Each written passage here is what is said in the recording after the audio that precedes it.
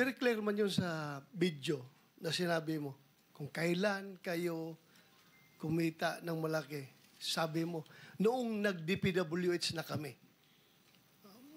Ngayon, gusto mong i-attribute yung wealth ninyo going back noon pa sa tatay mo, noong nagsimula kayo ganon.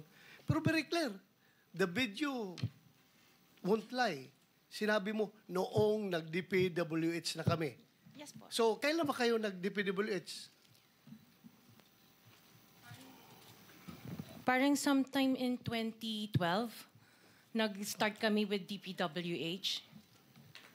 Can you be definite with your answer? Parang 2012? Oh, please, because you're under oath, please. Yes po. Make sure of your answers. Sometime in 2012, we started with DPWH. We started with joining biddings. Pero prior to that, we were with local government. Yung mga flood control projects, kailan kayo nag-engage ng flood control projects sa DPWH? Siguro mga 2016 onwards. Please make sure of your answer. Yes po, 2016 onwards po. 2016 onwards? Yes po.